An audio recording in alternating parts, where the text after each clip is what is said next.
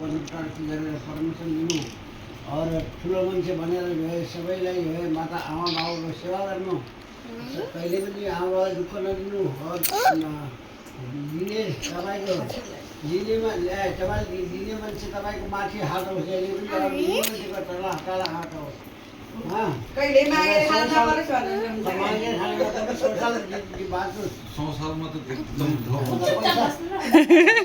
अरू के हिँड्न बस्न र कति ढाउ हुन्छ फेरि यसले हाम्रो गर्न सक्छ पैसा होइन आशीर्वाद हो पैसा त यस्तो माथि यस्तो तल हुन चाहिए न हजुर गाटला नहोस् भनेर के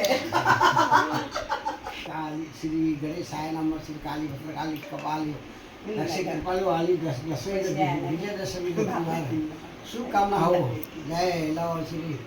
जय सदा सधैँ लडाइँ झगडा नगर, राम्रो काम गरेर छोरीछोरीले राम्रो पाल, बाबुआमालाई सासूलाई सेवा गर और 100 साल बाँच, 100 साल स्वागती रहो और के अरे तेरो कहिले दुःख नपाओ, तेरो दिनेवाला तेरो हात माथि, दिनेवाला घर तल सधैँ होस्, सुख होस्, कहिले पनि दुःख नहोस्। ल पैसा दिनु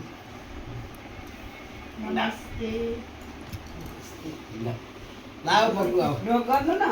ए बाबुलाई न ढोके भइगयो भाइ ल ल आऊ बाबु टिका लाउने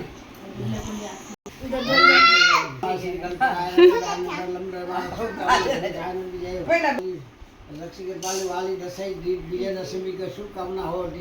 टीका धेरै बैठो के जाने टिका लगाएंगे बाबुको सेवा गर्ने, बाबाको सेवा गर्ने, बाजे बजेको सेवा 90 मिनट बस जो के हुन टीका लगा। देखो दीदी बैठी है ऐसे हां 100 साल बात में लाइफ बाबा बात में और अपने दूध पिला लिया